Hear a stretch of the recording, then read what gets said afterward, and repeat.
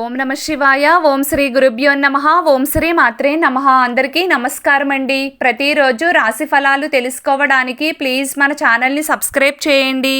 అలాగే వీడియోని తప్పకుండా లైక్ చేసి మన ఛానల్కి మీ వంతు సపోర్ట్ ఇవ్వండి. గోచార్య రీత్యా వృశ్చిక రాశి వారు ఎటువంటి శుభ అశుభ ఫలితాలు పొందుతారో తెలుసుకోవాలంటే ఈ వీడియోని స్కిప్ చేయకుండా చివరి వరకు చూడండి. వృశ్చిక రాశి వారికి ప్రేమ సంబంధాలకు ఈ రోజు కొద్దిగా అల్లకల్లోలంగా ఉంటుంది. మీరు ఎవరితోనైనా ప్రేమ సంబంధాన్ని కలిగి ఉండి వారికి దూరంగా ఉంటే ఈ రోజు అపార్థాలు కలుగుతాయి. మీరు భూమికి సంబంధించి ఏదైనా పనిలో డబ్బు పెట్టుబడి పెట్టినట్లయితే మీరు అక్కడి నుండి లాభం పొందుతారు. ప్రభుత్వ అధికారులు కొన్ని పనుల నిమిత్తం బయటికి వెళ్లాల్సి రావచ్చు. ఈరోజు కుటుంబ జీవితానికి అనుకూలంగా ఉంటుంది.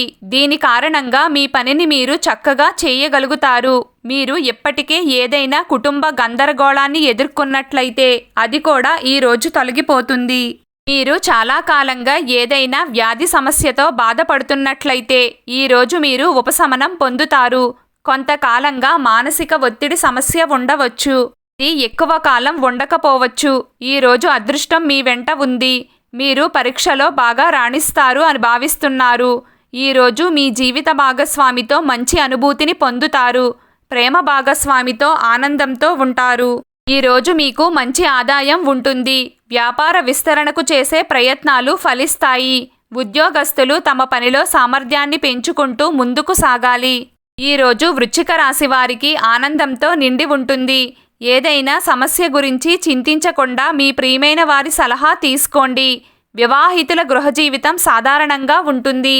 ఈరోజు ఎవ్వరితోనూ గట్టిగా మాట్లాడవద్దు. ఓర్పు మరియు పట్టుదలతో పనిచేయండి. వృశ్చిక రాశి వారు జీవితంలో ముందుకు సాగాలంటే కొత్త ప్రణాళికలు వేసుకోవాలి.